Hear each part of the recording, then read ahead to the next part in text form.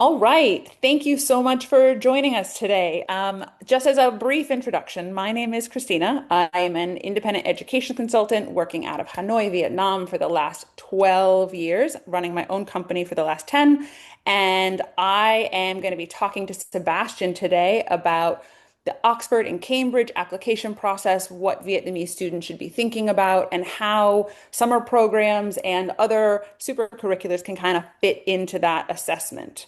Sebastian, tell me about yourself. Well, thank you very much for having me, Christina. I am an Oxford grad, so I've been through the whole application process myself.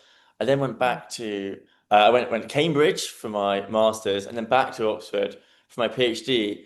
And my sister was basically asking me, right, how do I get in when I apply for undergraduate at Oxford?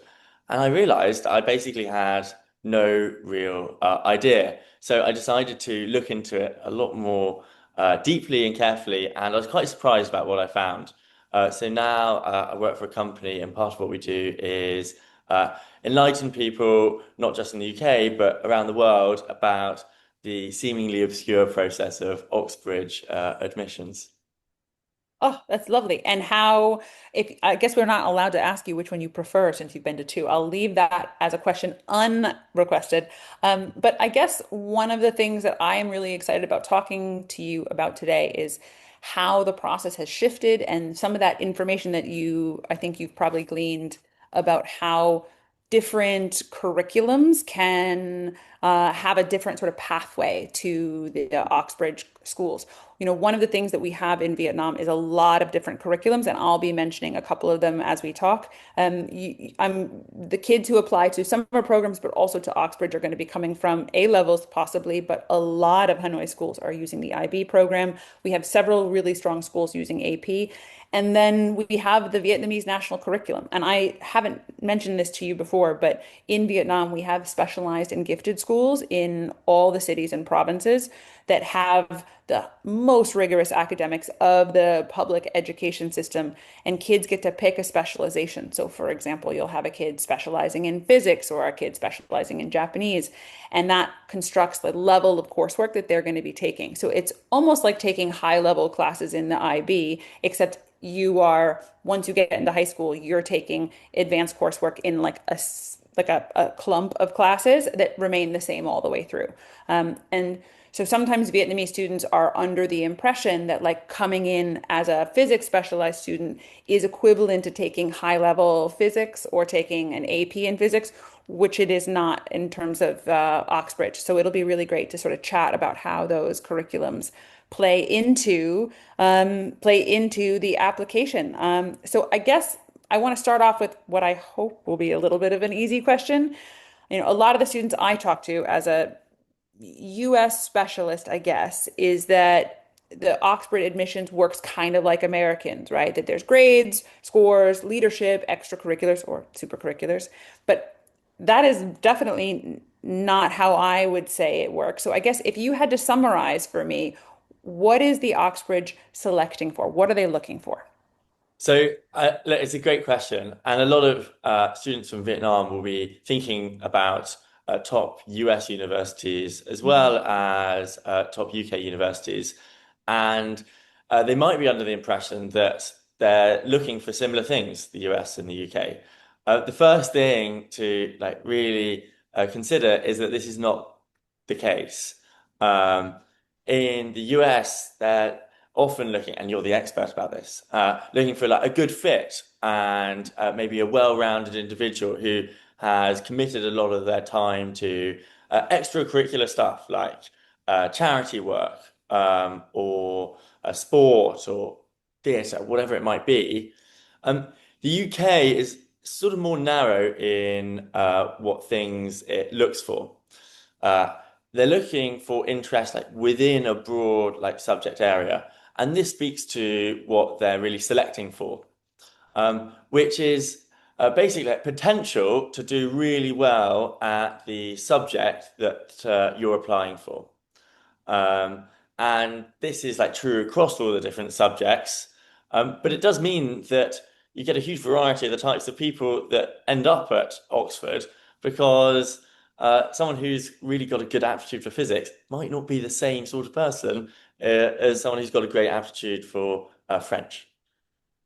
That's very cool. And also, in some ways, it reminds me of what graduate admissions is like in the US, where like they're really thinking, are you going to be a big deal in whatever capacity that means for this political science program?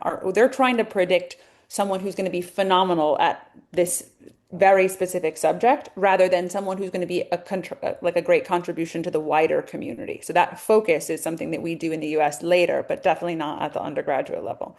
Okay. Um, so in Vietnam, high school students are very focused on grades, in part because they have a system of exams that helps them get from primary to secondary and then like lower secondary to upper secondary. So testing and coursework is a big deal. Besides the fact that Vietnamese parents are very focused on grades. And when we do US applications, the transcript is almost always the most important component, like the rigor of the school, but also your grades are probably the best predictor of academic success at university. So I would list it as first for pretty much every student across all majors.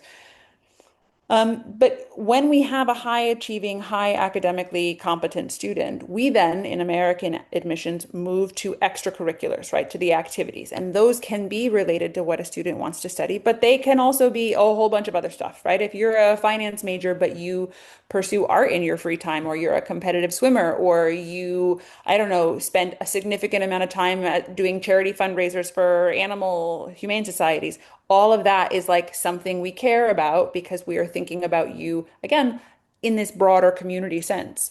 So I guess my question is for Oxbridge, once a student meets an academic threshold, once they've got the scores that make them viable, that can't be it because there's so many kids around the world who are applying. So what would you say actually separates applicants who get interviews or who get to the next stage from those who don't, assuming the grades are there?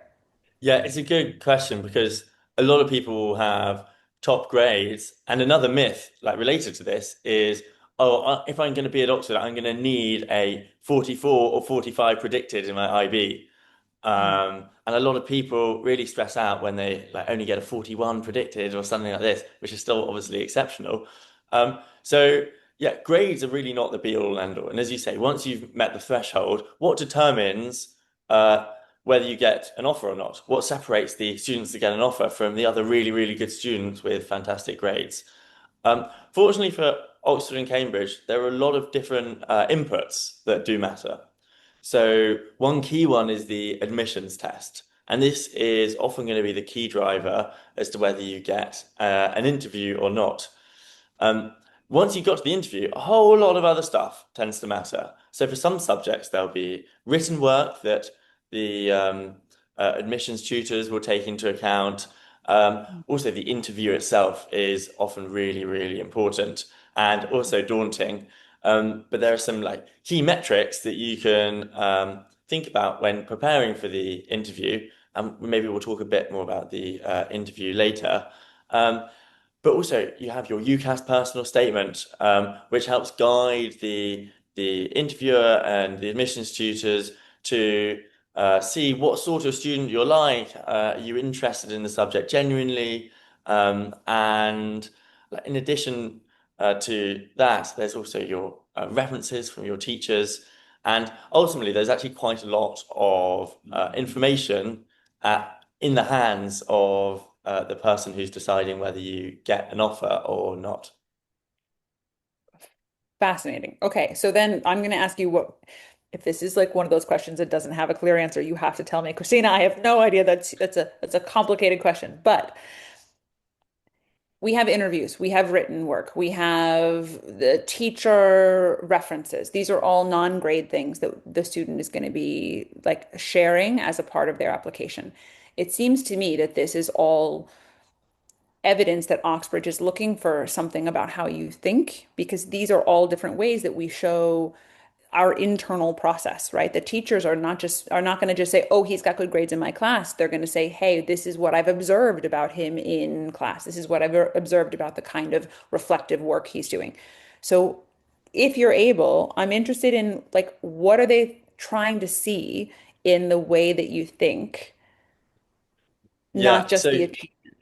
it's a really good question, and you're exactly right. They're not looking for someone who knows everything at the time of their application.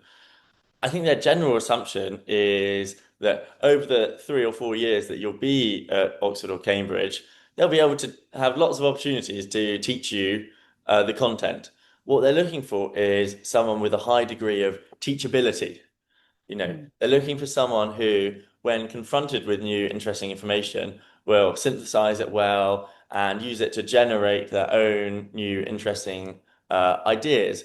Obviously, that requires a certain level of like knowledge already, and this is why the admissions tests, or at least the historical admissions tests, have been quite difficult and do require a lot of knowledge because they're determining potential at the subject. But at the interview stage, one of the biggest pitfalls is to just try and talk about all of the stuff you know about, because Regurgitating it all out there. regurgitating all the knowledge. And this can be tempting because a lot of the students who get to the interview stage will have found that over their course of their school careers, they've been different from their peers in that they know more stuff, but they've got to try and resist just demonstrating their superior knowledge to the interviewers who don't really care about that. They care about someone who is going to be able to deal with concepts in an interesting way and show that they're teachable. I absolutely love that answer. Love it. I mean, because ultimately, being able to flex how many names you've memorized and how many philosophies you understand is such a big part of maybe a normal high school experience and how you set yourself apart as the smart kid in any study group.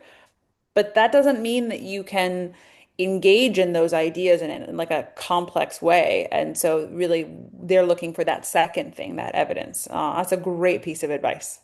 Um, very cool. So because I'm American and specialize primarily in American applications, though most of my students do apply to other countries at the same time, so I've built sort of an awareness of all the major destinations. Um, I've done a bit of reading and some research and to confirm that my experience with students who are doing Oxbridge or like Russell Group applications kind of reflects maybe the norm in Asia. And so I guess what I have found is that if you're a Vietnamese applicant or somebody with a transcript that is not IB, is not Cambridge system, if you're in a public school, and you want the UK, the easiest way to kind of make sure that you have the things that you need is to do that with the American AP exams. And I think that that like surprised me because the American system is always some of the most like intense for applicants. So I thought that anybody not doing American schools would definitely like swerve around the APs. But the great thing about them is that they are subject exams that you can sign up for. You don't need to have them in your high school and you can take them independently. Now they are only offered once a year. So anybody who's watching this should remember that you have to sign up in October for a test in May, right? And but if you're a kid who's in the Vietnamese specialized math class, you can take the AB or BC Calc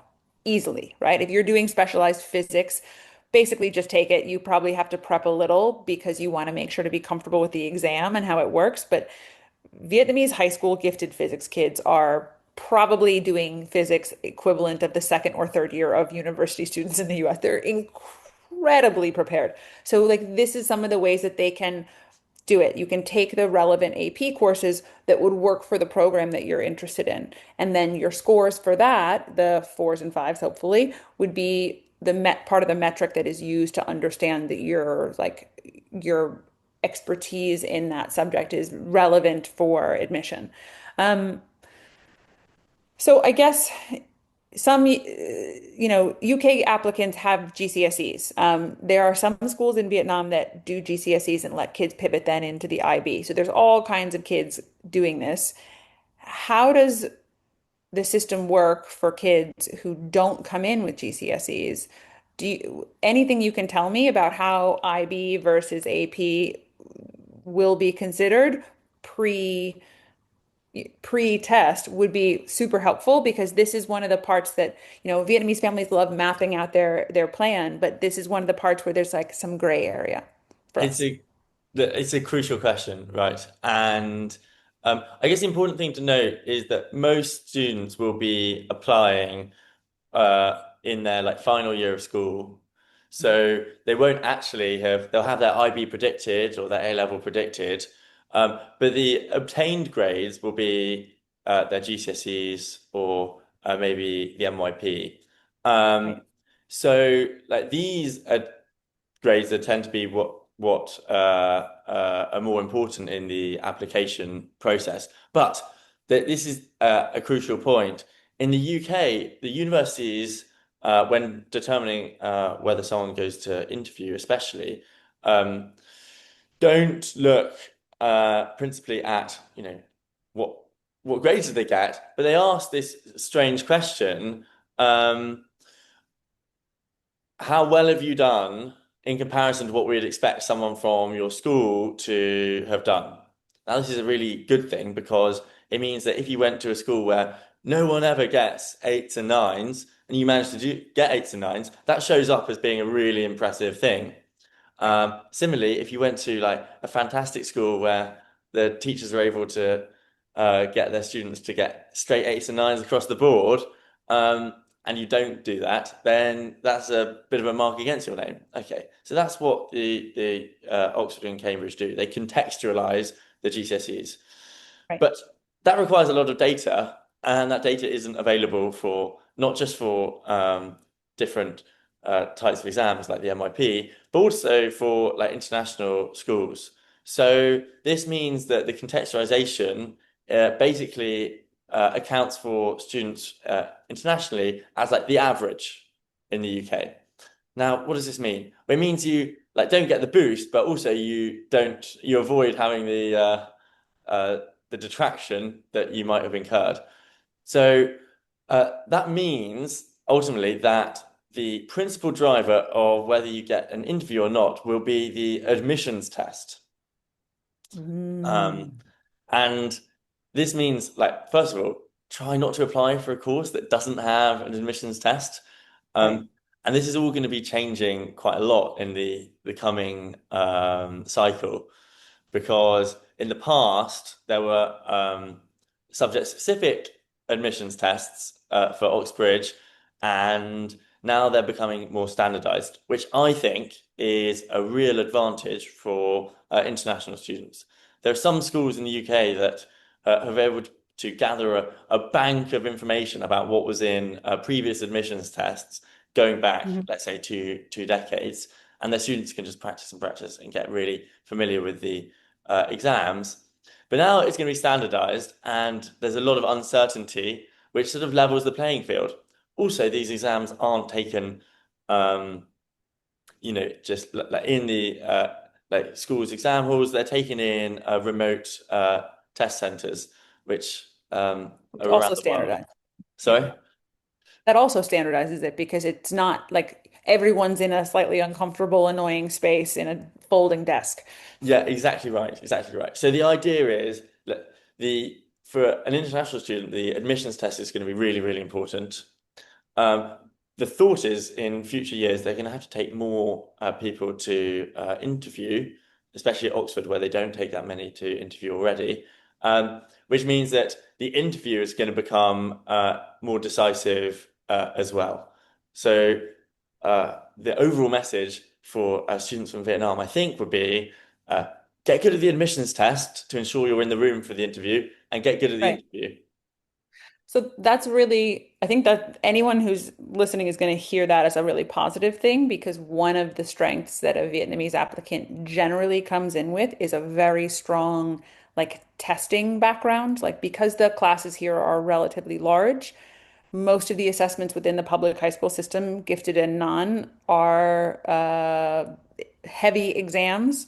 And so they get very good at studying. It's one of the reasons Vietnamese applicants generally smash through the SAT at levels that are like unmatched to American students. Like this year, I don't think I had a single student taking the SAT who got less than a 760 out of 800 on the math section. Like it's embarrassing if you're below that because like Vietnamese math is just strong and math exams are so commonly built into the system. So I think if part of our advice is get good at a test, they're actually going to be like, cool, got you. Like this is within our wheelhouse. You've mentioned that there have been some changes to the testing already, and now the ones coming up is sort of an increased standardization. Can you tell me a little bit more about the how they've changed so far? Yeah, so I mean, a couple of um, subjects like history used to have the Mm. history admissions test, but they didn't run it last year. Um, the big change is the move from the subject specific admissions test, which are like administered Okay, by Oxford and Cambridge like the faculties themselves, to the like standardized test. right. And Um, they would come to Oxbridge for the like they'd come to Oxford or Cambridge to take this test. The admissions test would be in their like schools, administered by Right. their schools. But the interview historically you'd have to have gone to one of the universities. Another good thing for international students is that all of the Yeah. interviews are online. Um, the reasons for the change in admissions tests are slightly strange, and a lot of people, even on the inside, don't really know the motivations behind them. I've heard two types of reason. Um, and this is like really from the inside. One Okay. reason is that, uh, and this is from Oxford specifically, they outsourced the running of the admissions tests to a private company, which didn't do it well. And then after the private company stepped back, they didn't have the infrastructure to run it themselves. Basically, couldn't be bothered, and they've decided to outsource it again in a more standardized way. That's the negative answer. The positive answer is the sort of things I was talking about before, which is Right. like it standardizes the system, ideally makes it fairer, and also I think the admissions tests in the past were like these slightly strange, obscure things. There was no information about what the classics aptitude test was like, which meant it was a bit of a mental hurdle for people applying. I thought, God, this isn't for me because I don't even know what's going on. And I'm sure someone does know what's going on. So why bother throwing my hat in the ring? And hopefully that won't happen as much now.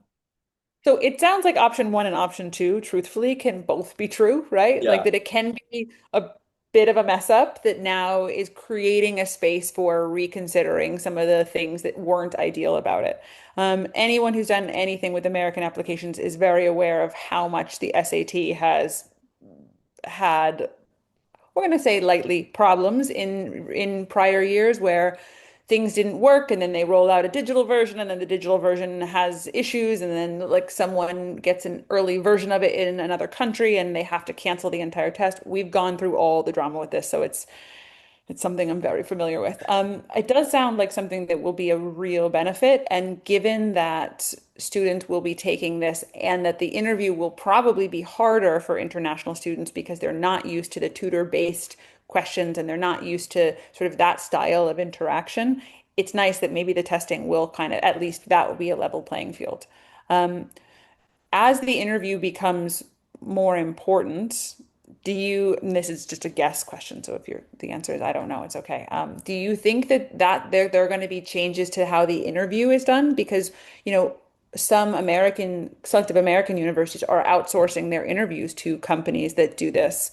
Do you see that being something, or do you see the schools like building the infrastructure to be able to do an Oxbridge style like interview question, like set for all of these new students who are probably going to be hitting that at higher rates? Sorry. Yeah, so no, it's a really good question, and it's an area of like quite a high degree of uncertainty.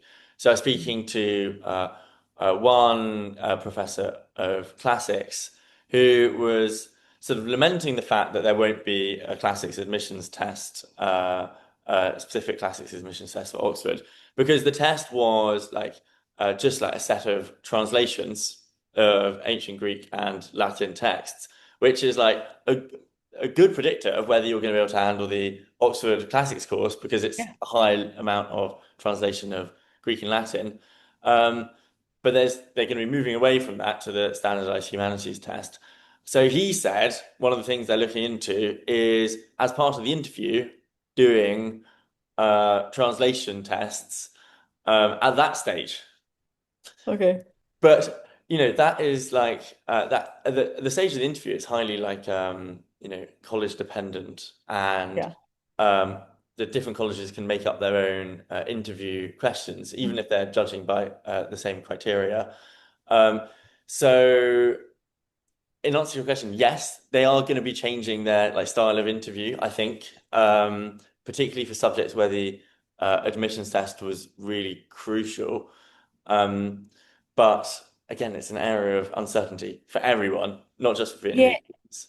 it also sounds like it will probably, I mean, listening to listening to what you're saying, it feels to me like it's going to stay in-house because I don't think you could outsource something so niche as the interview for the way a particular subject is taught at such a specific school. Like because the American interviews and actually any Canadian school that does an interview as a part of a scholarship or as a part of admission to a particular like college within a university, they're generally like past experiences, favorite extracurriculars, how do you see yourself as prepared for this subject? It's not really an interview that is testing your understanding of the subject as much as getting a human version of who you are, right? They've looked at you on paper, they like you, they want to hear you talk about your stuff. If you are claiming a big research background, great, tell us about that process that you worked on in a lab. But it's definitely not a measure of your preparation, which makes it very different. And I think this is why the American style is more something that you could outsource because a really well-trained interviewer from any background could ask those questions of a 17-year-old. And it Yeah. does not sound like like a highly trained interview could do that classics interview.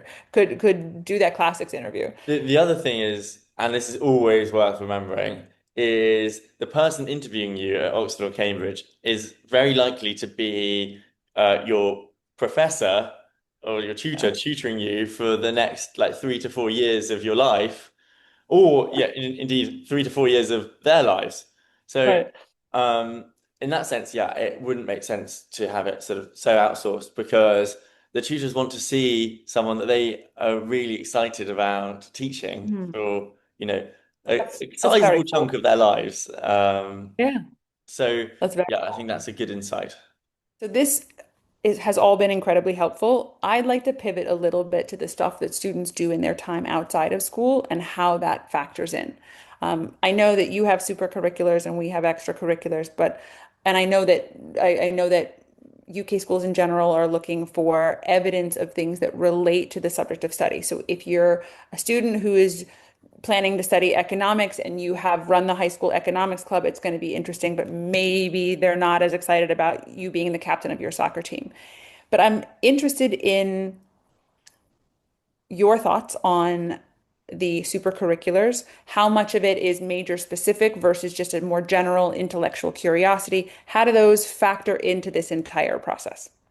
Look, this is obviously a really good question, and what one familiar query I receive from parents is, does Model UN matter? And like the answer is, well, if you're applying for maths, probably no. But if you're applying for PPE, philosophy, politics, and economics, then yeah, it may well matter. Mm. So as you were saying, the idea is to try and tie things into your subject specific application. Um, so on the UCAS form, and this is another area of difference between the UK and the US, you have one personal statement that you send off to all five of the universities you're applying to. Um, and that personal statement is 4,000 characters. And they now have three guiding questions to help you sort of structure it. But basically, the rule it remains the same. Out of those 4,000 characters, have one sentence at the end on your captaining of the high school soccer team or being the lead in the school production of uh, Hamilton or whatever. Um, so the rest of it the other 95%, what is it? Well, it can be really interesting things you've done, like debating. Um, I did this debate, and the question was this, and you can, at that point you can say it was a national debate competition. That's worth Mm. saying. And the question was this, and it made me think about this in this question of what is the role of the state, which made me read this book by Like I don't know. connecting it into this, your Oh, like the story of your development. exactly. You connect it into the story of your development. In the US, often you want to talk about your personal development, Mm. and sort of paint a picture of yourself. In on the UCAS form for Oxbridge, basically you want to paint a story of your like intellectual development, your intellectual interests within the subject area.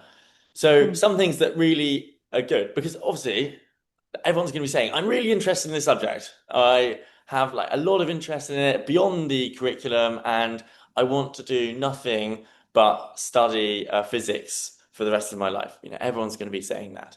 Um, but what differentiates the students with a good personal statement from a poor personal statement? Well, one, it's like proof of engagement with stuff that goes well beyond what you're taught in the classroom. It's quite difficult to prove that. Some of the things that you can do to prove it is like, I came first in this Olympiad, or Right. I won this essay competition, or whatever it might be. So that's a good way of doing it. The other thing to do is like engage with a difficult book, an academic text, and demonstrate that you've wrestled with the ideas in an interesting way. And what does this require? It requires not just reading the information and taking it in, but engaging critically with the content and making links with other stuff.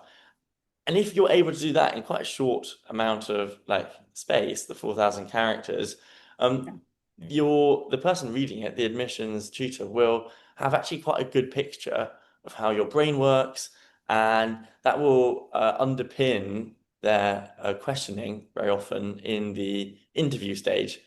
And ultimately, showing a coherent academic profile is the goal of the personal statement plus the interview. Very cool. And so in some ways, like when we think about a resume or a CV, right, we're flexing the roles that we've had and what we've learned from those roles. And they are short paragraphs or in list format, but we are just like the quantity of them is what is evidence of your engagement in this. What it sounds like is that what we're looking for is depth, that you are so excited about whatever your thing is, that you are going down the rabbit hole in whatever is available to you. That it might be reading, it might be clubs, it might be a combination of programs and reading and extracurriculars, whatever the combination is. But they want to see you sort of continuing to integrate these new pieces of information into how you see the world and your field. That is in some ways, I think students think of the UCAS essay as more direct, but in some ways, it actually also makes it harder, right? An American personal statement is like, who are you as a human? Tell me a story that represents like how you became you in whatever capacity. If you're writing about a childhood experience on a trip with your parents that really made you love cultural studies, that's fine, right? You don't have to necessarily take all these pieces together. So maybe the UCAS essay is actually harder than people give it credit for because it's in some ways quite direct, but in other ways, you're supposed to show the integration of all these bits and pieces together into like an intellectual painting of how you see and think that is might be harder. Yeah, it's really something you can't just decide to sit down and write. Write a narrative story about like a childhood experience. Yeah. Yeah, because you've got to have like engaged with stuff beforehand and have actually got the experience to be able to talk about it. One thing I would say is the tutors are keenly aware that some personal statements will be highly polished and highly informed by their teachers and support staff and maybe people like you, Christina. Yeah, like Um, IEC, I mean, there's plenty of companies who will literally just write an essay for people. It's part of the problem in the field. Yeah, and so the the admissions tutors at Oxford and Cambridge will be aware of this fact. And so having a really, really well polished personal statement is nice, but it's not going to be decisive. It's not going to be the thing that gets you in or doesn't get you in to Oxford and Cambridge. It's like more of a supplementary role to the things that are Mm. really decisive, like the interview. But also, if it is used as a jumping off ground for that interview, that's great because then they're asking follow-up questions. Awesome, you wrote about this. Can you tell me like how that book affected you? If you didn't actually read that book, but you chat GPT'd important books in philosophy, it's gonna be very evident very quickly. That is like the main bit of advice that is like everyone says it, and rarely for bits of advice that everyone says it's true. It's true. Don't put down anything on your personal statement that you haven't read or you wouldn't be comfortable being asked about. I did Talking. something a bit like this, and it was a throwaway comment about, oh yeah, the I read the works of Homer. Really, I'd only read one of the works of Homer, and they asked me about the wrong one, um, Oh no. which was a bit of a disaster. But like ultimately, in that situation, if something like that happens and you don't really feel comfortable talking about something, just say, "Look, honestly, it's been a while. Like, I'm actually more interested in like this sort of thing or whatever." Don't try and do what I did, which was, uh, oh yeah, I think it was like Odysseus who was the main character in the Odyssey. Um, and yeah, so I mean, but basically, the personal statement should be true, authentic, Mm. and be tied to elements of like proof or something tangible, to like demonstrate that you're not just making it up. Oh, great advice. Okay, so I'm very conscious of your time, but I have one question that I think is super important for students who aren't familiar with the system, and you are an expert in it, having done it yourself and having coached your sister through it and in the work that you're doing now. So the tutorial style learning, right? This is very different. If there is a antithesis to how things are done in Vietnamese public schools, it might be this. And because the interview is a simulation of that tutorial style interview, I would love to hear your thoughts on what that experience is like, how students can get experience with it in advance so that they're like a little bit more comfortable with that style of learning either in their own life or in programs, like what is it and how do we get ready for that? It's a great question. So, as a bit of background, the backbone of the teaching at Oxford and Cambridge is this like tutorial system. At Cambridge, they call Mm. them supervisions or supos. And this involves weekly 1 hour meetings with your tutor, either at one-on-one or two-on-one, so one tutor and two students, discussing a new topic each week. And at Oxford or Cambridge, you'll have to write an essay, bring the essay to the tutorial, and discuss it with basically a world expert in the field. So in some ways, this is like, a fantastic opportunity because you get to ask the questions that you really like want to ask where you wouldn't if you were sitting as one of 500 in a lecture hall. On the other hand, it's also a bit of like a burden because you have to say something. You have to It be is able to expert answer. who's sitting there. Exactly. You have to sort of engage with their ideas in like a sort of intelligent way and get the hour sort of over and done with, having actually got something out of the expert. So that's the tutorial system. And often they're like very relaxed. You're sitting maybe on a sofa and in the tutor's office, and they'll be talking about something they find really interesting. And you've got to really like, be able to engage on a topic that a week ago you had no idea maybe even existed.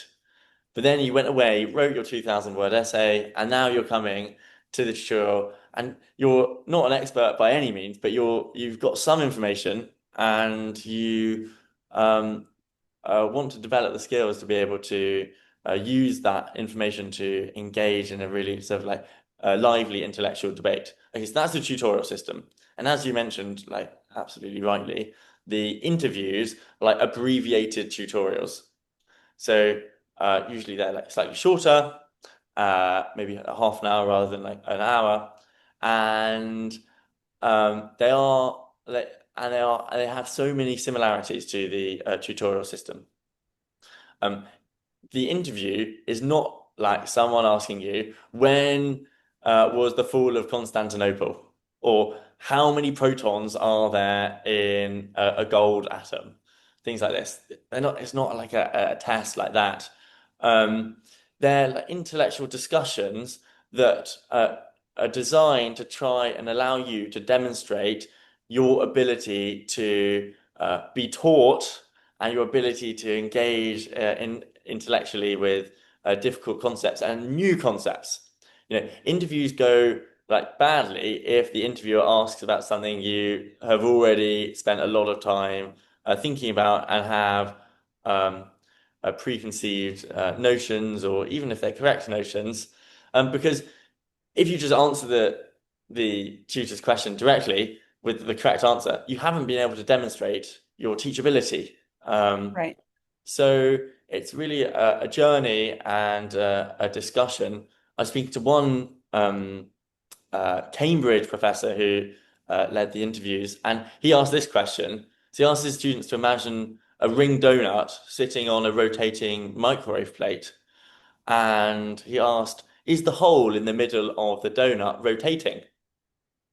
And I thought, oh, well, that's a good question. I don't know. In some sense, it is rotating because it's part of the donut. But then in another sense, it's not rotating. It's just the air, it's just sitting Yeah. there. So I said, oh God, I don't know. And then I asked this professor, I said, so, what's the right answer? And he said, I don't know. I said, well, what do you think? And he said, I really don't have an opinion. A few years ago, I thought it was rotating, but now I think it's not. I thought, God, this is crazy. The point is, the tutors do not care about whether you have the right or wrong answer. Often they're asking questions that they don't have like the answer to Experiences. themselves. They're not trying to get you to a certain conclusion. What they're trying to do is see how you deal with a weird and interesting topic in like an interesting and intellectual way. The worst thing you can do is sit there and say, yes, it is moving. It is rotating. That doesn't stimulate conversation. Yeah, there's nothing that's coming out of that other than that you've asserted something. And almost, if the professor himself is not necessarily, or the tutor himself is not necessarily sure, you're like 100% certainty might make you sound like you're oversimplifying something that is a more complicated question than that. Without a doubt, without a doubt. And like it is worth mentioning that the different subjects do very different interviews. So like you can't prep for a physics interview in the same way as you'd prep for a French interview.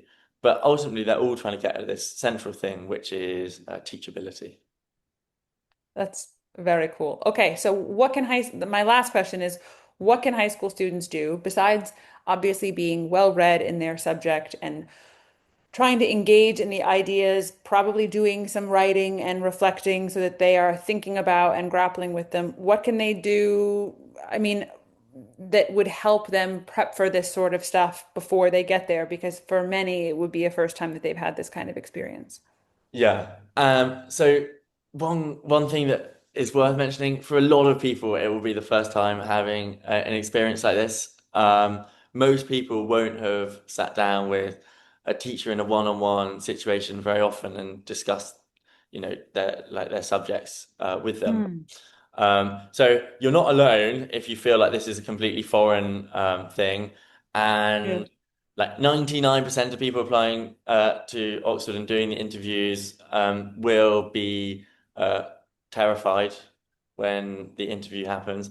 So if you're not a little bit scared, and you're probably going to go a bit wrong because these do require a bit of intellectual humility. But Hmm. how do you prep for them? Uh, there are a couple of things that I recommend, and it's going to be different for everyone. One of the things I recommend is try and speak to your teachers about something you find really interesting in the class. If you're able to, grab them after the lesson and say, "Look, I, I thought I sort of was understanding what you were saying about antibiotic resistance, Hmm. but I actually have some questions because there's an element of it that doesn't stack up to me. Could you go into more detail about this?" And then you have a discussion. but really try and push back and say your sort of offer your own ideas.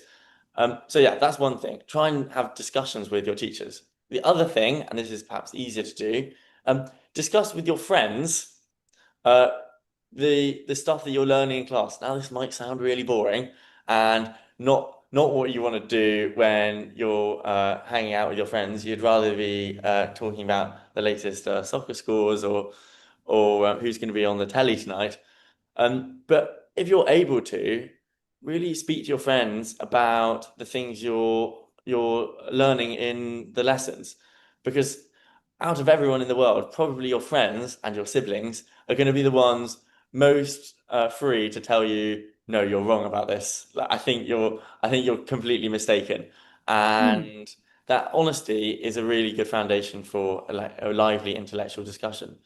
But overall, just try and speak to as many people as possible about the stuff you're interested in. Fabulous advice.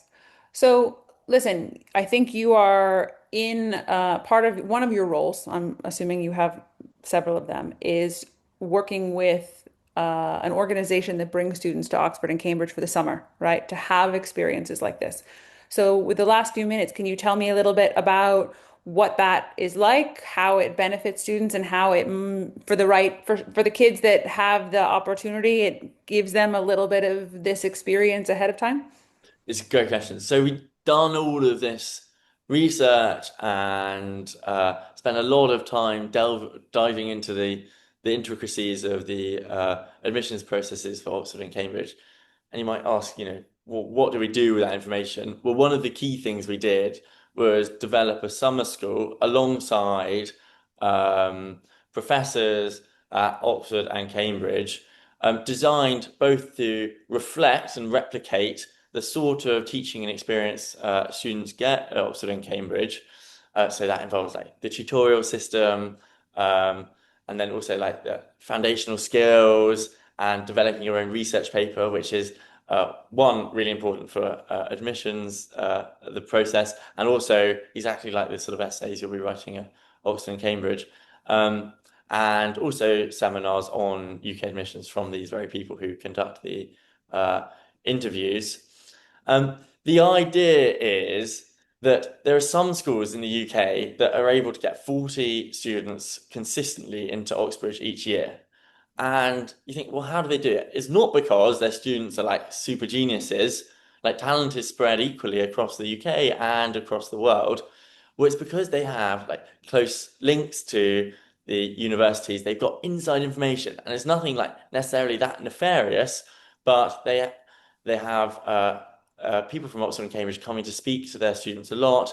They're more familiar with the tutorial system.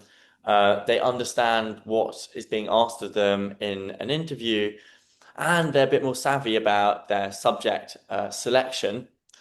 And we think that, it would be a really like good opportunity to be able to introduce some of this like inside information that currently is the preserve of only a handful of elite schools in the UK to students from across the world, um, and allow them to have an edge over other people when it comes to applying to these prestigious institutions, applying with a bit of knowledge and inside information rather than just hitting and hoping, which it must be said is basically what I did. So Well, this is, I mean, I will say of anybody who does this sort of works in education, a lot of our life is saying, do as I say, not as I do. It is the classic grown-up advice to a teenager, in so many different ways.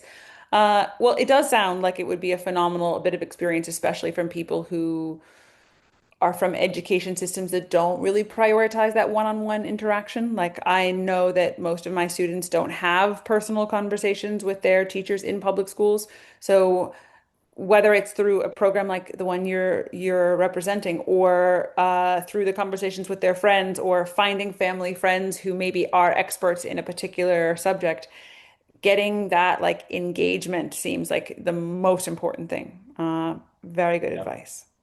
yeah. Thank you so much for your time. I really appreciate it. I know we've gone a little bit over, but this has been super helpful, and I can't wait to speak more. Thank you very, very much for having me. It's been a delight, and I've learned so much about the Vietnamese system, and I've really enjoyed it. Thank Yeah. you. Very great, great.